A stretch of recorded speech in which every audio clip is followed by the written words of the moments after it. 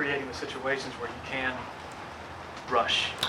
I mean, we say all the time, you got to earn the right to rush the passer by stopping the run, and they're not going to give up on the run. They're gonna try to get something going in the run game for sure. Create some play actions. Again, all their boots and swap boots that come that create big plays for them. So it starts there. I mean, and containing him in the pocket, trying to not let him extend the plays.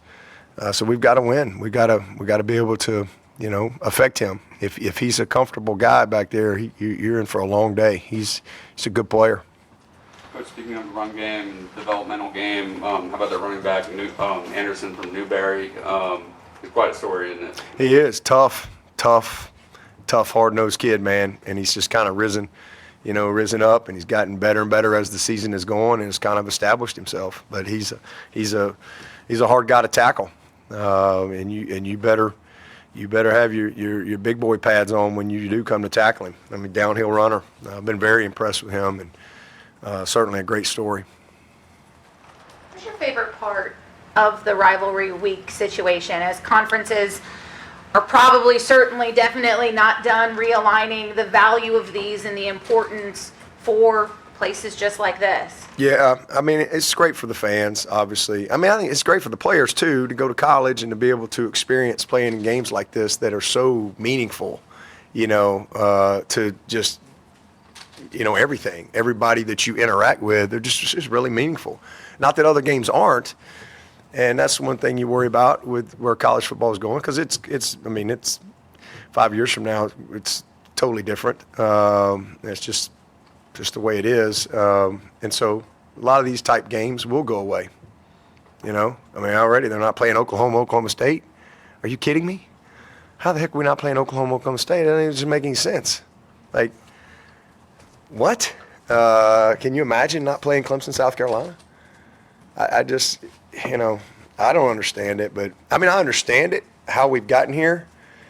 I hate that. I hate that for the kids. I hate it for the fans. As a guy who grew up in rivalry games, played in them, and have coached in them for a long time, it's what makes college football unique. It's what makes it special. But it is what it is right now. Hopefully somewhere down the road, when this whole thing kind of gets blown up, and it will, maybe we can salvage some of those things. Do you think that the player of today takes a rivalry game as seriously as maybe when you were playing in your rivalry back in the day? When you lose it, they do. It doesn't take long to figure that one out. When you live in a state like this, or Alabama or something, and you come up on the short end of the stick, at some point you'll figure it out pretty quick. But I do think it's different, just because recruiting is much more national now, because there is no long distance, right? Like, when I was coming up, if you looked at the rosters of Alabama, you looked at the rosters of Auburn, most of the kids, great majority, were guys that grew up intimately familiar with the rivalry, right? And that was probably the case for Clemson, South Carolina as well. If you go back to the 70s and 80s and maybe the 90s, Tim, you could probably, and it was probably South Carolina kids, Georgia, North Carolina, some Florida guys, and then you maybe have a guy here or there. But most of the kids probably grew up very familiar with that. But today's world where, you can, you can FaceTime to somebody in Hawaii, like right now, in 30 seconds. It's changed that. And there's so much exposure. You can visit Clemson without coming to Clemson, right? We couldn't even fathom those type of things back in the 80s. You didn't have phones. You couldn't. How you gonna zoom into something? Virtually tour with a drone flying through a building. You didn't have that. So, in those days, people kind of got to where they could drive to, you know, and you got the coverage you got was mostly regional, and actually everybody read a newspaper, right? So nowadays it's you know, everybody has access to everything, and it's, you know, we got, I mean, look at our roster. We got kids from L.A., Texas, Missouri, Connecticut, down to Naples, Florida, and everywhere in between. So, and that's because of what TV and social media and just technology has done. But it means a lot. The game's still important. I mean, they definitely feel that, you know, for sure. But probably a little different than, you know, back years ago when, again, the rosters were probably a little more local. Your defense the last 3 weeks has 10 takeaways. I know you've been complimentary of them all year, but is there something you've seen that's allowed them to flip that switch to more of a ball hawking, playmaking type of unit? I mean, just preparation. I mean, preparation, details, relentless to the ball. I mean, effort, uncommon effort. You know, punching it out, ripping it out. Great preparation from a pass defense standpoint. So eyes on the right things, proper depths, proper leverage, formation recognition. You know, all of those things lead to great anticipation. I think we've finished on some balls. We've gotten our hands on some balls. So all those things, you know, go into it. But they've gotten better and better as the year has gone. They honestly have played well all year. You know, we've had some moments here or there, but those guys have done a great job, been pretty relentless.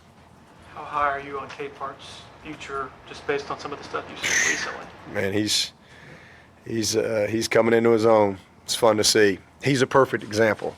This kid wasn't anywhere near ready to be a good player when he got here. I mean, he looked the part, but he wasn't in great shape. He wasn't very strong. Didn't have great body composition. Certainly did not know the game. Did not have good fundamentals. Did not have good technique. He just was a lot of potential. And this kid has worked and worked and worked. And, man, Nick's done an amazing job with him, and he's just developed and developed. And you look up and you go, wow, he is a monster. I mean, and he's still, I mean, his runway's still way out there. But it's so fun to watch him now. He's just got a lot of confidence to him, you know, and a lot of the work that he's put in, he's starting to see some of the fruits of that labor, and really proud of him. He's a great kid. And, I mean, he is a great kid. Everybody on the team loves him. He's selfless. And, I mean, he's a mountain of a man.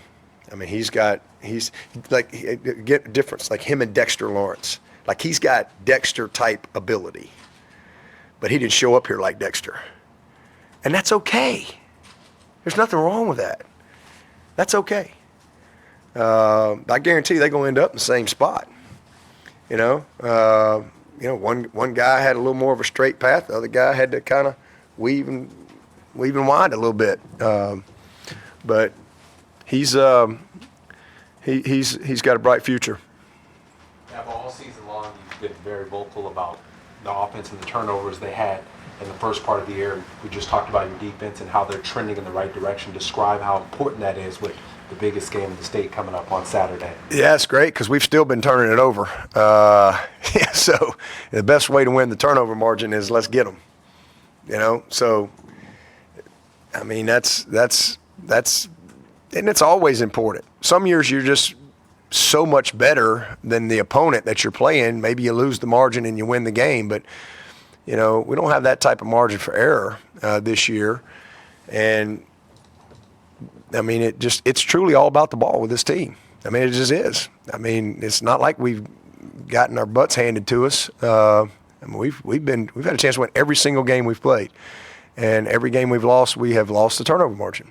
And you know, we've won the margin 3 times in a row, and that's why we've won the game. You know, they've continued. It's not that there's not other things and stuff. There always is, but the way they've competed all year has been incredibly consistent. I'm really proud of that, and that's what's been frustrating about the year as you go through it, because you know, as a football guy, you really recognize so many great things that are going on, but it's just it's hard to overcome. 3 turnovers. It's hard, or 2 turnovers, especially when you're playing, good teams. And that has been an Achilles heel for this team, and it's frustrating, but it's also been inspiring because they've just kept going. And they've not allowed that to change their preparation. They've not allowed it to change their joy in what they're doing. They've not allowed it to, splinter the team or anything like that. They've just used it as fuel to just keep working. And so that's been the most satisfying part of, this month so far, is just seeing, them get the success and to win the margin. And defensively, man, we've still had some turnovers, but we've been able to win the margin. And this game in particular, that's really what it's come down to. I mean, we lost 5 in a row, and in that 5-year stretch that we lost 5 of these in a row, we turned it over 15 times to their 3. That's how you get beat. You want to know how to lose 5 in a row? Well, there you go. We had 15 turnovers to their 3, including one year I thought we definitely had the better team in 13. I think we had 6 turnovers and still had a chance. I think we had a chance right there at the end. I think it was Humphreys maybe fumbled right there on the punt return at the end of the game. So, and that's usually what it comes down to in games like this, and that's what happened last year. We didn't deserve to win. We didn't take care of the ball in the fourth quarter, had 2 turnovers, 2 lost possessions. And so, it's a critical factor in every game, but especially in rivalry games. Coach, special teams was a big factor in the game last year as well. Coach brought Beamer back. They played Beamer ball all season last year. Outside of place kicking, obviously having its issues, you have to feel pretty good about the rest of your special teams. I do. Hopefully our fake punt will work this week. Try to call that first or second series. Hopefully that one will work. If we can get that one to go, be good. I mean, I'm really proud of Aiden Swanson, first of all, and he's coming back, by the way. He's was originally, I think he's fallen in love with it. He's had a great year, man. He's been a weapon for us. Our battery and all those guys have done a good job for us. Robert Gunn, I think, has had 13 straight touchbacks. I mean, he's been a weapon in that regard. Obviously, we've struggled in field goal, especially how we started. It's kind of hard to recover, but that's an area we've got to address in the spring for sure. We've got to get better there, but our coverage has been really good. I mean, we've had good protection. Really, I've been pleased with what we've been able to do there, coverage-wise, punt and kickoff coverage. We've been able to, pop a few little returns here or there. I'm disappointed. We've had a couple penalties the past couple weeks that have negated a couple plays for us, but we've done a nice job. And but South Carolina does a great job as well, and that'll be a key part of this game. When you think about special teams, your job is to score and set up a score and win field position, right? So, big part. Is Gunn still struggling in practice with field goal? He's about 60%, since we've been tracking it. So that's about what he's at, on about 80-something kicks. The whole Trump is going to attend this weekend's game has been confirmed. Any reaction to that? I don't care who comes to the game. I just care about who's playing in the game. So unless Shane's going to put him in and throw him a halfback pass or something, I ain't worried about who's at the game. I just want to win it and focus on who's playing. Dabo, to say people are passionate about this game outside of the programs is a bit of an understatement. In all of your years that you've been a part of this rivalry, what's the most interesting interaction you've had? Say that one more time. Just the most interesting interaction you've had a part of this rivalry in your years of coaching. With like a fan? Any interaction. I mean, probably Steve Spurrier. that'd probably be my most interesting interactions. I obviously knew Coach Spurrier. My playing days at Alabama, and then coaching all those years at Alabama. I guess the last time I saw Coach Spurrier was 1999. We beat him in the SEC championship. He won't like being reminded or me mentioning that, but we did. Beat him twice that year, actually. Beat him in the swamp in overtime. AC Carter went up on a nice little play in the end zone, and then we handed it to him pretty good in the SEC championship game that year, '99.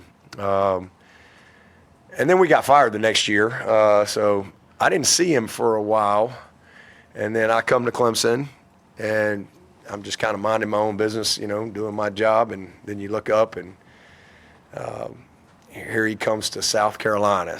And then I become the head coach. And so I would definitely have to say my most interesting interactions came with the old ball coach, who was a great friend and a guy I really, really got a lot of respect for. And in fact, I'll see him here in a couple weeks. We'll always go to the Hall of Fame. I always enjoy seeing them out there. That was good. And then probably another great interaction was he invited me to his Hall of Fame party. That was interesting. That was really interesting. And not only did he invite me, he like singled me out from his.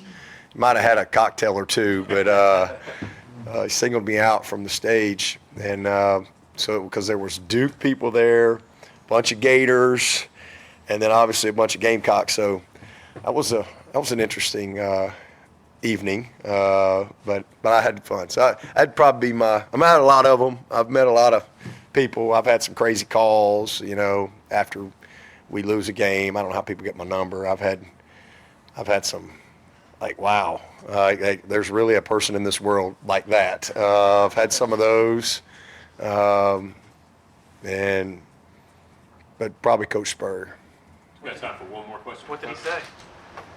Who? Spurrier, when he singled you out? He just, made a point to, call me out in the crowd and recognize me. And, I'm trying to just lay low. And he put me on blast, cracked a joke or two, certainly mentioned the wins that he had. He left out the losses, but, he mentioned all those 5 good wins they had. But he was great. He was really great. But that was all my probably unique interactions came through him. We need to wrap Coach up. We'll have our Director of Athletics, Graham Neff, join us now. Thank you, Coach. All right. Thanks, Coach.